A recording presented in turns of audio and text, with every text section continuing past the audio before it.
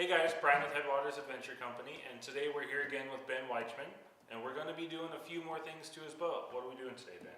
Alright, first thing we're going to be doing tonight is the installation of some forward-facing rod holders. The stock rod holders that come molded into the Hobie Outback, they're okay. Depending on what you're doing, they'll hold your rod.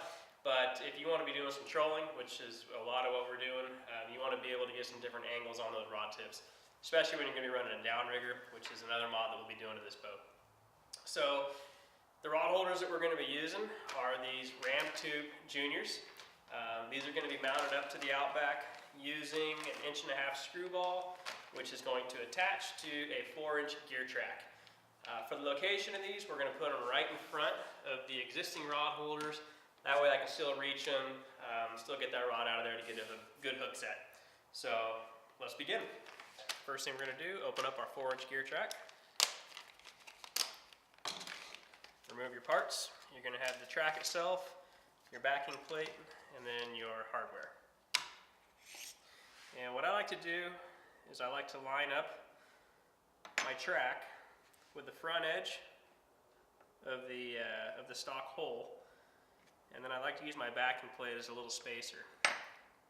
So just kind of line that spacer up and get it lined up with the front of this stock hole. It doesn't have to be perfect. Keep in mind you do have the rudder control lines. They're going to come underneath, so when you are drilling through there, don't just blast right through. Go through kind of easy.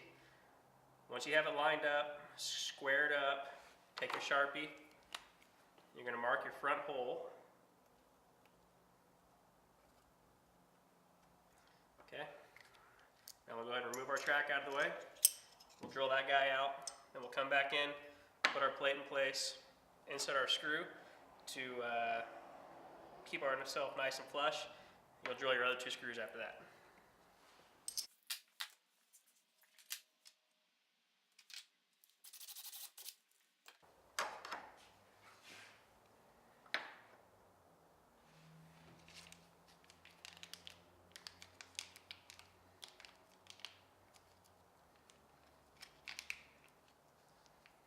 Got it.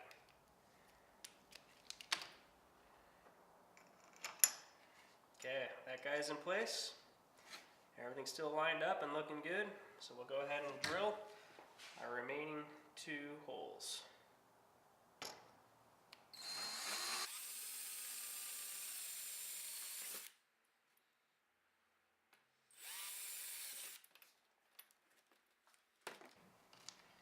And from here, we're going to have to install that backing plate on the back side.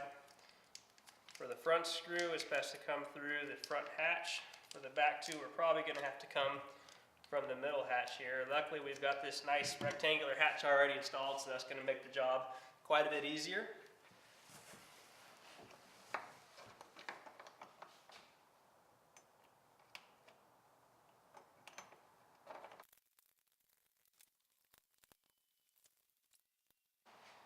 Alright, now we've got our gear tracks installed, so we're going to go ahead and put on our 1.5" screwball. So we'll open that guy up out of the package, unscrew them,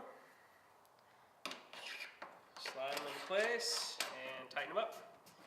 Once we have that one installed, we're going to go ahead and open up our rod holder itself.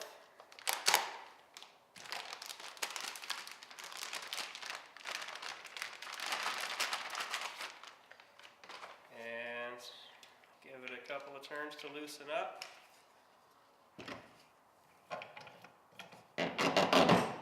Drop it into place, give it a couple of turns. That's really about it. So there's a number of adjustments on here. You can get your elevation, you can sweep it back, you can point it out in the front. When we get out on the water tomorrow, we'll fine tune things. But for now, this should do just fine. So we're going to go ahead and get our other screwball and drop that in on the other side, and then this project is complete.